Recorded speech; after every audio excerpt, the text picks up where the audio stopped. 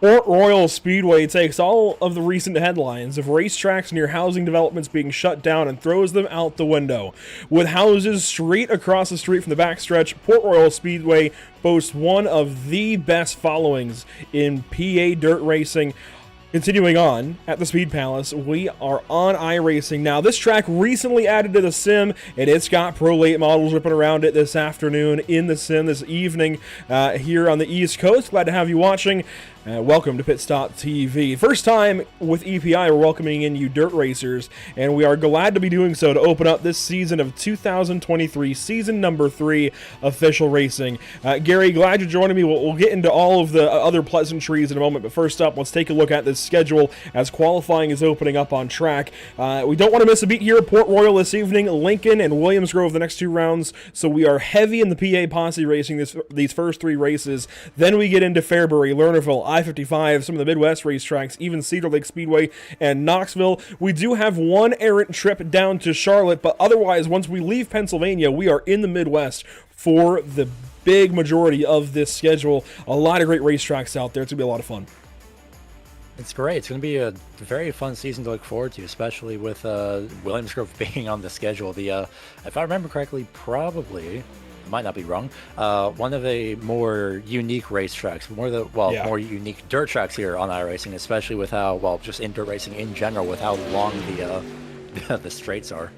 Yeah, a bit like the Martinsville of dirt racing for sure. As we take a look at Devin Morgan in car 112, qualifying around here at Port Royal Speedway. And there's a lot for us to get used to. We've been doing a lot of pavement racing with EPI, and just in general, this is the first dirt broadcast we've had in a while, and we're so glad to be back in the clay. As Devin Morgan out of Carolina goes 11th quick in qualifying. He's got a little bit of work to do through the heats. Now, we will take a look at our heat format, but first up, here's Matthew Selby, car number 12 in the sim, but running that kind of Bloomquist-esque paint scheme for Matt Julis C.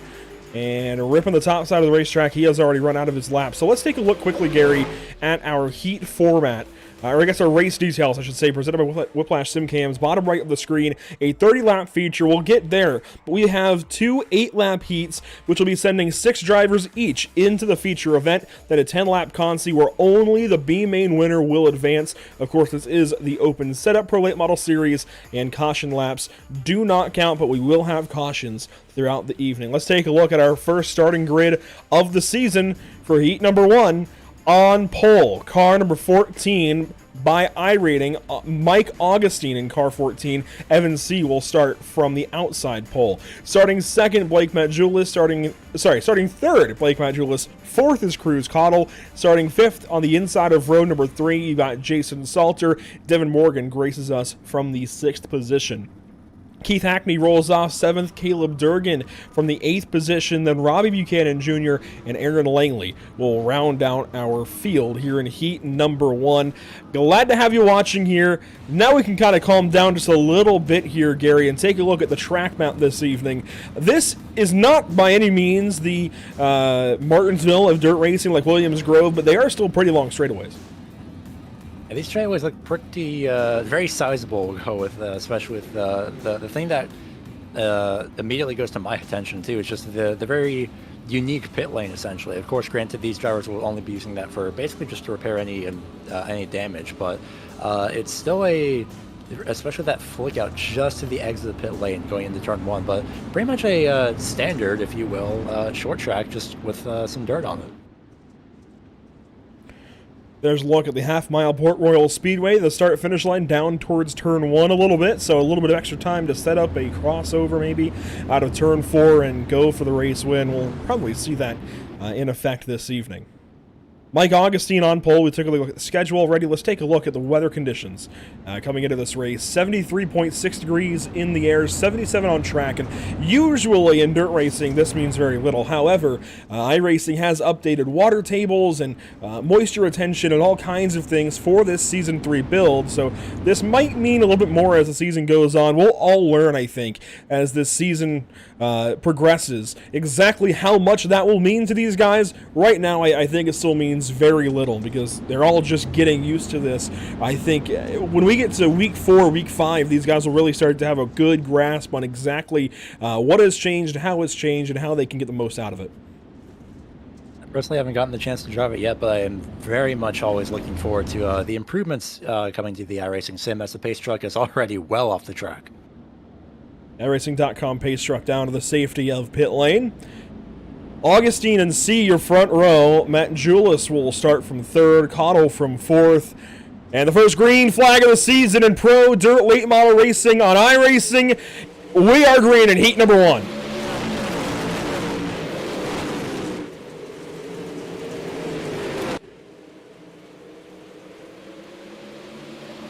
Side by side to turn 3, down to the inside. Salter working right down alongside the wall. Matt Julis took a jump early up to the second spot. C falls into third, and we have 1 lap complete in heat number 1. Hackney falling back, Durgan as well, and 1 car is in the fence. That is Buchanan way up there. Let's go on board with Caleb Durgan and take a look at what it's like to drive one of these cars behind the wheel, Gary. A real interesting perspective. It's absolutely chaotic with how fast these cars go. You see just barely going past, actually just almost pretty much hitting 120 miles an hour going into the first corner. Augustine sets the fastest lap. We'll probably be seeing that quite a lot today as Durgan tries to find a way around Caldwell, but we'll see how that goes, or Hackney rather. Up out of turn 4, Hackney and Durgan continue to race. Langley just ahead of these guys in that, it looks like, I can't tell if that's Longhorns themed or Vols themed. I'm probably upset Langley either way. Anyways, he is catching Devin Morgan, who's trying to rip the top side. 6 cars advance, so we're looking at your transfer spot battle. Morgan outside, Langley inside. Langley had the advantage at the turn 4. Morgan powers back using that top lane. He is absolutely sending it on the outside lane. He's doing a great job, but of course Hackney's still managing just barely to stick on that inside lane. 3 wide. Durgan on his inside. 3 wide, Morgan falling back, and right down to the inside is Caleb Durgan from 9th position. Hackney is actually in that... oh, I forget. So Buchanan's out of here. So Hackney is in that white and black 91. Durgan's to the inside here of Devin Morgan, as we'll have 2 laps to go past the flag stand, this time by Augustine leading. C has moved into second, passing Blake Matjulis, but this is still your transfer spot fight as Aaron Langley is the final car currently in. We're taking a look on board with him in the orange 14. Seeing the 2 battle behind him, this is exactly what he wants, and that's not what he wants. Like, he doesn't want that dive to the inside. Here comes Hackney with the final lap this time. Hackney's got something way down low. Noses ahead of Langley briefly in the corner, and that might be just enough for the 91 car to go by. Maybe not. He falls right back in behind. Final lap, white flag out, presented by Whiplash Simcams here in Heat 1. And to the start-finish line, Augustine will win it. Langley, the final car through. C, Matt Julis, Cottle, and Salter, the cars in between. Morgan, of course, and Buchanan, they are out. Durgan's out. And that is it for heat number 1, which means heat number 2 is going to staging. Gary Weaver, here is our grid. Yeah, starting grid for heat number 2, 9 cars this time, as we have Dylan Hauser starting off in the first place position. To his outside is the 18 of Colton Zimmer. The second row holds Ethan Toller, or Ethan, help me out here, Andrew, real quick. Ethan Toder, I'm going with. Toder? That's a new name for me. I guess I was right then. I was going to say, it's a new one for me as well. Okay, so we have Logan Rumsey on that Toder's outside for the second row. Wrapping up the top 5 position is going to be Matthew Selby. Lucas Ruark starts off in that 6th place position. 7th place has Ryan Flatten. And then Dylan Yeager rounds out the 8th place position, with rounding out the entire field being Chase Barbera. So Chase Barbara back end of the field. A lot of work to do in this heat, but there is 1 fewer car. We had 19 entrants for this one, and we will take 13 into the feature. 6 already now locked into the feature race. The rest have to go through the B main consolation. Another look here at your race details. 30 laps in that feature. We're already seeing the track take some wear, particularly way down low, way up high. The middle, not exactly the line you want to roll with here at Port Royal, but I think next week when we go to Lincoln Speedway in Abbottstown, Pennsylvania, it's going to be a little more of an open racetrack. I think we'll see cars in every single groove, every single lane. It's just a matter of where you can put the car. Once you get 3-4 wide like that, it's going to be tough. Especially with the track wearing down as well, because especially for the drivers that are going to be running, well, very much the heats we'll go with, they're all kind of at a disadvantage essentially once we go into the feature, because they'll have to adapt to the not only the how worn the track is, but it's also going to be, what, I think 8 cars probably running the 10-lap consi, and that's going to wear down the track even more. Yeah, so we'll take 12 straight from the heats. That will leave 7, I guess, in our consolation race. Only the winner will move on into the feature, so that's going to be tough. There will be 10 laps to do it, as there's 8 laps here in the heats. Green flag number 2 on the evening is out, and we are racing once more here at Port Royal Speedway. Green flag in the air. Colton Zimmer way up high, got a bad start to this race, loses a spot right away to Toter. He's got trouble. There is Logan Rumsey right up top of the racetrack, challenging for the early spots. It's more easier to say who's not battling for position, and that, of course, is Hauser, Toter, and now Zimmer. As they go 3 wide for 4th place, it's everybody scrambling for all the possible lanes, trying to figure out what part of the track can work best with their setup and with their car, as there's a bit of contact, actually, but they managed to keep going. Ruark, black car inside with the orange trim. That is currently your transfer spot in 6th position as he follows. I think that's Zimmer. That's not Zimmer. That is Flatten way down low on the bottom line. Rumsey's still ripping the fence way up top. 3 laps complete this time by. And sending it in. Yeager that time on the bottom side trying to work here on Matthew Selby. Has not completed that pass yet, as now it looks like Ruark has got something for Rumsey. Rumsey in the fence on the top side. Yeah, he's now going to be at risk for the transfer spot, I believe, if I saw the field passing by correctly, but he is still within line. He just has to follow through, and look at that dive to the inside. Basically no space there in turns 3 and 4, but what a great defense. One of Rumsey's home tracks. The PA Posse claims just about anything with PA next to it. As Yeager comes up out of turn 2 and nearly doors the 41 car. I think he might have gotten a piece that time, but nothing happens of it, thankfully. No big contact anyways, as Ruark is now back in that transfer spot of 6th. Yeager is 7th. He might have 6th out of the corner, though. That 48 down low is working real nicely. Pretty much the important thing is that it's no big contact. That's the thing where you have to look forward to, because these cars will definitely be rubbing all against each other because of just how little space they're giving each other. But it's so much fun, as demonstrated there, as Barbara and Selby make contact.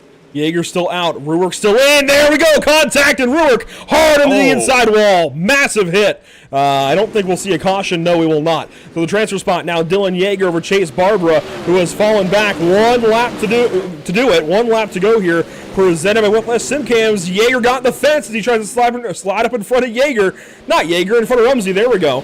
To the inside, transfer spot battle. Barbara way down low. Yeager a little higher.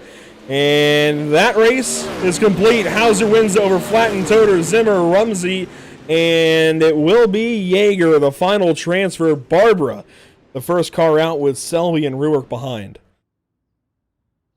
And Ruark's crash is why I'm glad that things like this are a sin. That was a hit.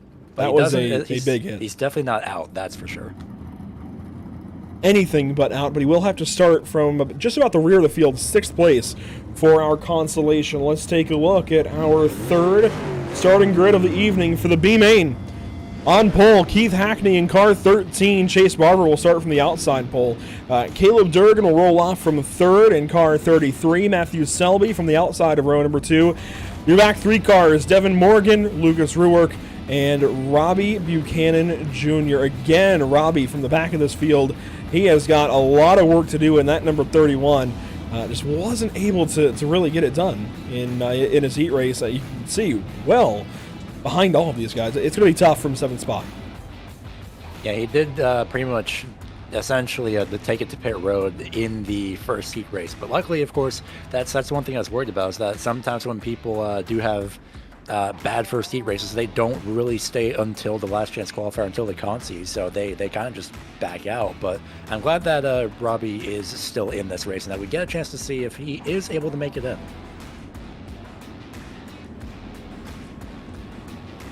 Well, 2 pace laps as usual.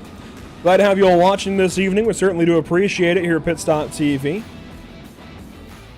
we'll take a look at our partners here of the channel: Whiplash Media, Simcams, ATVO, and CC's Business, recently added to the channel. Of course, Elite Performance Industry is a fantastic partner to work with for this series. The DIRTcar Pro Late Model Series, first round that we've ever had here of dirt racing for EPI in this Short Track Mondays format. We've had some dirt racing in the past through the Speed Week program that went on for a couple of seasons. Didn't have one this past week 13, but I think we'll have one in the fall for sure. Definitely going to hold Tyler to that one as we get ready to go racing for Consi number 1, the only Consi in this event. Down into turns 3 and 4. Again, pole sitter Keith Hackney, car 91, is going to light him up. Green flag in our consolation race. Morgan in deep in that black and green 112. Chase Barber second. Only the top spot advances as they all kind of jockey to turn 3. Morgan down low slides up in front of, I believe that is Durgan to the inside. Yes, it is. The black and yellow 33 car. He was on a charge on that inside lane. Does he slide up in front? No, he does not, because what a run. That's Selby got on the outside lane off of turn 2. That is, Selby's definitely got that car quite literally hooked up to the outside lane, outside wall, just barely scraped by. Well, the work he's doing behind the wheel, too. Selby, 4th place that time by. Powers back ahead of Durgan now for 3rd. He's got a lot of wheel in it down the straightaway, and these do now have the new damage model. I wonder if he knocked the toe out. He's got a lot of wheel in it. I think he's pretty much stuck at that angle. He might have. We'll see. But I did see Keith Hackney as he gets into the wall again, as Selby gets into the wall. Keith Hackney's fastest lap time in 18.1. And the fastest lap that we had in Heat 1 that I saw was about 17.1 or 17.7 as there's contact. He still managed to keep going, but basically take a look at the speeds throughout the night, because the more the track gets worn, I think the slower it gets, just barely. Rear out of the race. Buchanan still in 6th. Durgan made contact that last time through with Devin Morgan, who we right on board with currently from Elite Performance Industries. And Morgan has one of the best looking late models I've ever seen on iRacing. Just missing the speed a little bit tonight. Has got to find something, I think, for Lincoln next week. He's just off. That corner entry did not help matters. I think he was a bit too close as well, trying to get that to swing out. 4 laps to go in our consolation race. And this is the big trouble sometimes when you have big builds like this, where we even saw it with the late model stocks last season, where it was a whole new car that was released. Morgan's really tight. I mean, he's really pulling on the wheel into the corner. It's not a flick, it's just a hold it, now the rear end comes around. That was more of a flick. That looked a little nicer, but it's still not doing what he needs it to do at all. Regardless, you see this sometimes. There's a learning curve the first couple of weeks, but that's what drop weeks are for, Gary. These guys have 4 in the season, so if he has to burn this one, he can. And definitely does have the option. He's definitely not getting the entry to turn 3 like he is to turn 1, so it's not helping too much. But we'll see how things go for him in the future weeks, and hopefully he can get things hooked up. Taking a look at the fight for second. It's not going to matter for the transfer, I don't think, at this point. They are over a second back of Keith Hackney, who's leading this race and pulling away. But the white flag is out, presented by Whiplash Simcams. Selby off the top side. We'll see if he can get there to Barber for turn 3. He simply will not. So out front, Keith Hackney will bring it around town and take a checkered flag this evening and move on into our feature race. Simple as that. Hackney was the best there in that race.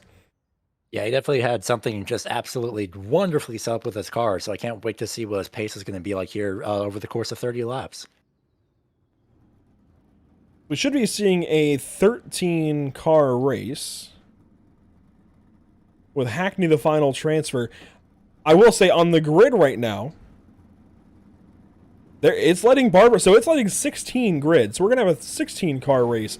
I'd like to know where iRacing finds that. In the session, the heat format says that there are 6 moving on from the 2 heat races, and then 1 moves on from the consolation.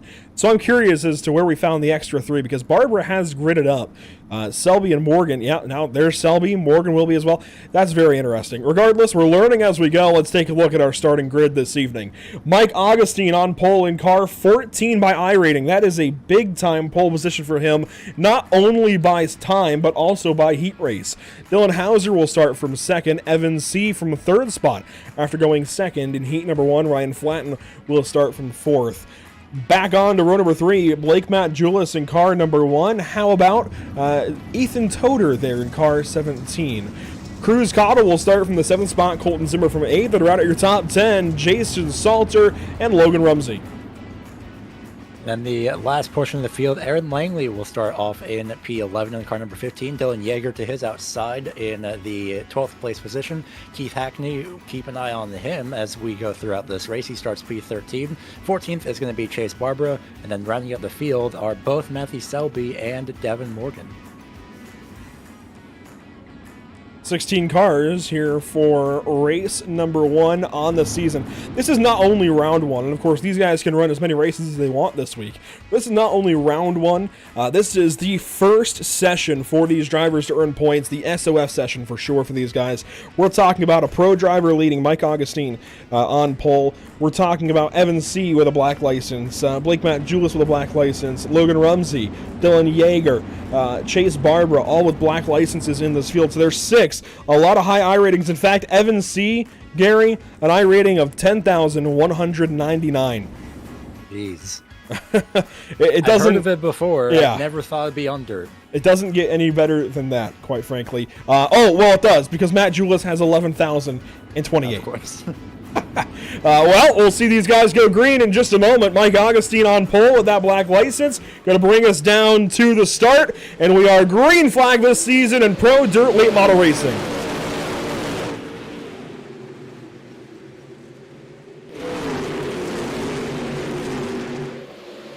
Down the backstretch, Augustine has company. Hauser on his outside, trying to bring it around, and they all took up 5 wide out of turn number 4, lap number 1. Somehow they all survive, and right when I say that, a little bit of contact, but yes, they still keep going 4 wide, if not a bit staggered. Everyone's scattering for position, trying to find the best line again for their setup. What can work and what line is going to give them the best advantage here as Augustine leaves the field. That's the whole field going by, and some clouds now overhead cooling this place down a little bit as Augustine starts to gap the field ever so slightly. Hauser working here on Matt Julius, that 127 car. C in the 4th spot. We got a couple of slow cars. Rumsey in the back has slowed down. He gets passed up and drops all the way to dead last in this field as we've got a fight for second. Both names for Matt Julius C Speed Shop fighting, and Matt Julius comes out on top. C falls back.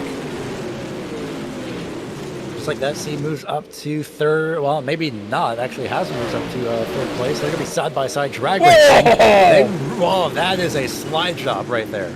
That was a big-time slide job. 4 wide, maybe out of the corner. C slides in behind the 2-car of Hauser. And now Colton Zimmer comes on through, bottom side, poking underneath. That's the 55 of Caudell way down low as well. With a big opportunity here as he flies off into turn 1. He gets ahead of Zimmer. He stays ahead of Flatten, who's now that purple and gray 15 on the top side, as side-by-side for 4th. You've got C and Caudell. Caudell caught the inside wall.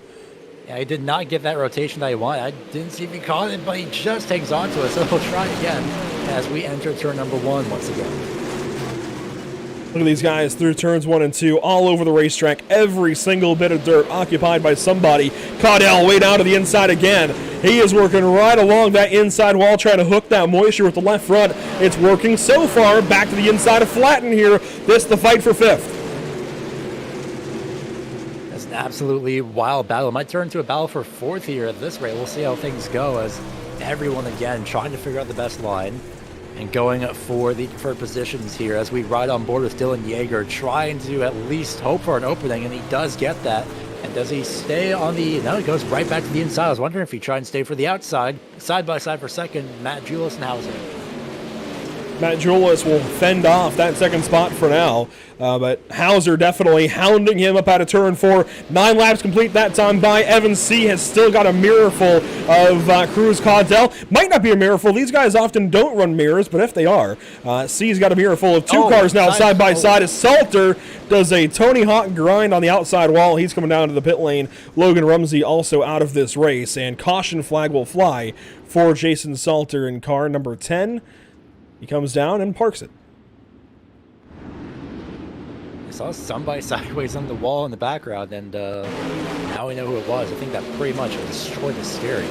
It did. We'll see it in a second. Watch the right front of the car. Grinds the outside wall. When you can see it already bobbling around there. When he pops back down off the fence, look at it there. It's pretty much, yeah, crab walking immediately. Yeah, the axle basically just doesn't exist anymore, I don't think. And we're seeing now with broken steering, it's pretty well signified by the lack of motion then from, yeah, you can see the steering wheel goes to center. We actually had that last night in the Noble Can-Am Series race, where you can see clearly there was steering input to get them down to the pit lane, Gary, but there was no steering input sent to us. I don't know if that's a new glitch with iRacing, but it's definitely something we did not see in the past when steering was broken. But that is now our best indicator. Yeah, I thought his wheel disconnected for a second. It's like, well, no, because he was able to keep going and also stop. So usually in some cases, to break the fourth wall here, if your hardware does disconnect, like I may have had a couple times, in some cases, the throttle and brake inputs just lock each other out, and your steering sometimes turns dead left. Unfortunately, probably into somebody. But that's a very interesting thing. It's more than likely something to be sent over to iRacing and say, hey, so this is a slight problem. Yeah, to steal a line out of some insurance commercials, we know a thing or two because we've seen a thing or two. We've seen that happen to ourselves where hardware disconnects as part of sim racing sometimes, but that was not the case. Salter simply got in deep, popped the right front into the wall, and especially these guardrail style tracks, I think we'll grab those right fronts a little bit easier. So Knoxville's a place that it'll happen, I'm sure, to a lot of right rears on sprint cars.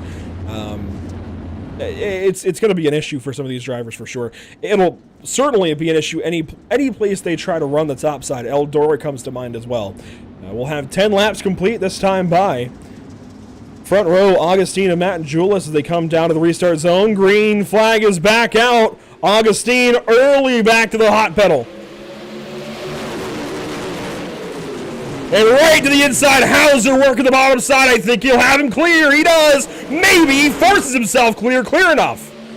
That was insanely close. Somehow he makes it through. Wow, what a pass. And now he's still falling back, unfortunately. I believe it is Augustine there on the outside lane. Not the best lane anymore, at least not for the time being. Having to readjust now. That inside lane is starting to come in right through, but Caudle not letting that inside lane go to waste. Cruz Caudle way down low in that 55 car. He's really working the bottom, I think, getting better as this race goes on. But Matt Julius muscles back ahead, right at the line for third place. Evan C. sitting back there in fourth. And now clear as Caudle ahead of Matt Julius, who picks up the rear end of that car and pushes him down the backstretch. Bump drafting a little bit here at Port Royal. And way up top, how about Ryan Flatten working the fence? I don't know if that was technically clear, considering the front bumper was under the gearbox, but regardless, everyone's still continuing forward. That was quite literally pushing it, and Flatten is doing a fantastic job running the outside lane. Hey, for years, these guys have wanted quarter panels that crumple, at least reworked hitboxes in the rear of these cars. If they can't have the crumpling quarter panels, I think they can at least deal with the noses, getting up underneath somebody and not hooking them immediately. So that was cool to see. We don't usually see that on iRacing. I'm glad those bumpers didn't make too much contact and wreck either one of those race cars. We've got a fight for the race lead brewing. Augustine reeling in. Hauser halfway down, halfway to go, cross flags. Augustine trying to figure out now what line to use. I believe even for that first corner, Hauser had taken away the preferred line that Augustine was using, but Augustine running about half a lane, just barely higher. But we'll see what they do in turn one this time by as the entire field goes by. Morgan and C fighting back here for the 6th spot. Morgan coming alive as this race goes on, playing the long game for sure. Just wish he could have started a little bit higher in the field as that car is coming into its own as we work the dirt off this track. He is really looking nice on the top side all of a sudden. So I take back what I said earlier about that car not working for him. It was true in the moment, I suppose, still, but he has got a long-run race car that's really coming to him. It's absolutely running fantastic. So it might not be the best for heats and consolations, but it's doing fantastic here in this race. He's going to just barely get into the top 5 with that move. Flatten's still fourth as they all kind of bumble around on the top side of the racetrack trying to work that cushion. Up off the bottom side, Caudle nearly got a piece of Flatten as Caudle's starting to lose speed on the bottom side. You can see he's not holding as pretty of a line down there. And, right in front, he's going to get hooked into the fence. And that car, I'll be surprised if this isn't a big crash. He's in the fence. Caudle is. He's still going. He's got steering. I am shocked. Well, Oh, it's not a crash. I was about to say, it's time to be surprised. He just barely cleared. Yeah, the inside lane doesn't seem to be working out for him, or anybody for that matter. Everyone seems to have adapted back to the outside lane, if not at least the middle lane if you're Hauser. On board here with Cruz Caudell. I thought that was race over for him, but this effort starting from 7th is still alive. He was up to 3rd, now down to 4th. His car is raced behind, but he is missing. At least he was missing a piece of that nose. He was missing the forward part of that fender. It's back as he grinds the wall a little bit there through 1 and 2. All while Devin Morgan has moved into 3rd here, down to the inside. Augustine, a slide job. You see it from the onboard of Morgan. Where is he going to go out of the corner? Crossover from Hauser, and Morgan's going to ship it down underneath. Slide job down into turn 1. He's got himself clear of Augustine, and he's got the spot. Augustine might try and fight back here into turn number 3. We'll see. Is he going to make anything happen? No, not yet. Just sticks directly behind, and so does Morgan. But now Morgan's going to have a shot at Hauser here, and we'll see if Morgan's going to go for it. If anything you can do, I can do better. Hauser goes way low to the inside lane. Slide job to Morgan off turn 2. Morgan goes down to the inside. Drag race down to turn 3. Slide job again out of Devin Morgan. He gets way clear, and Hauser, I think, got the fence that time. He falls back now, side by side with Augustine. Morgan to the race lead. That car has come alive. A slide job there from Augustine. Somehow, some way, these guys are still going at it. Hauser just barely leaning on the left front quarter panel of Augustine. Slides off. Does he make it? No. Somehow they're still going forward. Oh my goodness. Hauser jammed on the brakes, locked down, throws a slider there at Augustine as they back up for 2nd, and Hauser gets tipped there by the 14 car. 5 laps to go, the last time by the flag stand. Caught way up high now, working the fence, ripping the fence down a little bit. Here comes Matt Julis looking to try and get by the 2 car. Hauser, see way down low, 3 wide again into turn number 1. Hauser now trying to do a bit of damage control. He's off the preferred line that the entire field is running, essentially. He just barely slips in behind, I believe that's Zimmer. No, Caldwell, actually, who goes up to 3rd place. Zimmer is directly behind Hauser. They're 3 wide. What was that, 6th place in the back? Oh, contact there. Oh. That's going to be a crash. Selby got up into Flatten. And that is a caution. That is exactly the opposite of what Devin Morgan wanted to see. He was 2 laps away from having this race win in the bag. He had checked out. Wow. That all happened in like what, the span of what, 2 minutes? Pretty much. Watch. Now, that's Salter. Look for Selby. That's after it happened in turn 1. We'll get another look at this. Selby and I guess it was, I'm not sure who it was that he got into. We'll check it out here to turn 1. Selby in the middle, got up into Matt Julis and checks up into Yeager. Flatten comes in, not able to stop in time, and he gets hit by another car as well. I think it was just one of those, yeah, I think in this case it's definitely just a racing deal. There was a space, he went for it, and then it was just one of those things where it's, well, it's dirt. Oh, man. C come up. Did he? Yeah. C came up in the Selby. Angle. That's how that one happened. I think my assumption would be then is that C just didn't expect Selby to be exactly right there. He probably expected about maybe another lane or 2, but... One more look at it. Slow-mo here, yeah. Barely moved up. Yeah, it's definitely a racing deal, though, for sure. Nothing intentional, of course. They were just trying to fit 3 cars into that space. Matt Julis up on the wall. Flatten came in. Got a little bit messy quickly. I think we're going to have green flag quickly, though. No, not just yet. So we will not go into extra laps, of course. Caution laps don't count. But look at Morgan. Another thing introduced in this build, Gary, is tire wear on dirt. And that's something we have never had to deal with. We've never had that in iRacing, dirt racing. Morgan, though, very aware of it. He's down in the moisture on the front stretch trying to cool these tires down so that he can hopefully have a little more grip, not wear these tires out so badly. Coming to this on these last 2 laps anyways. It's worth it. I don't know if it's going to help him too much, but it's worth it. I mean, hey, if it works, then it works, and we'll see. That's definitely going to lead to some interesting scenarios, especially when rain gets deployed, either Season 3 or Season 4. Who knows?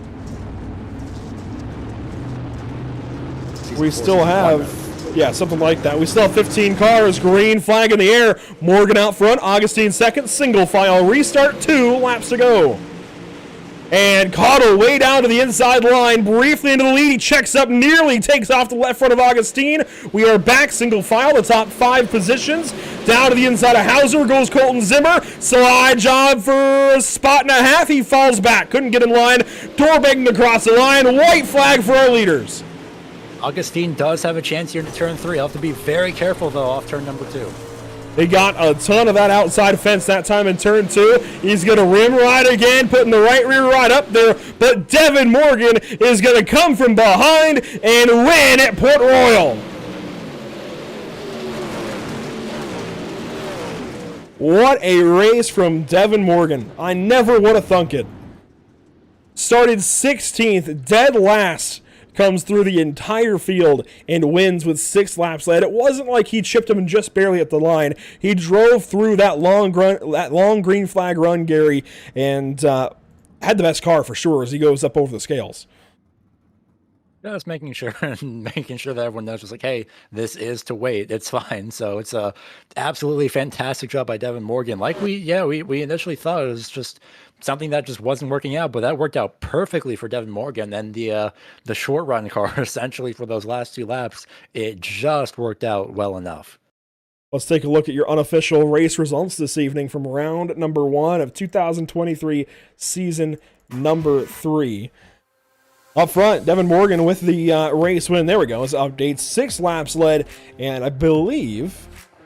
No, he did not have the fastest lap. I think the fastest lap goes to Ryan Flatten, an 18.271. Yeah, 18.271 for Ryan Flatten before his crash that you see in the background, actually, right underneath that Speed Palace sign in turns 1 and 2.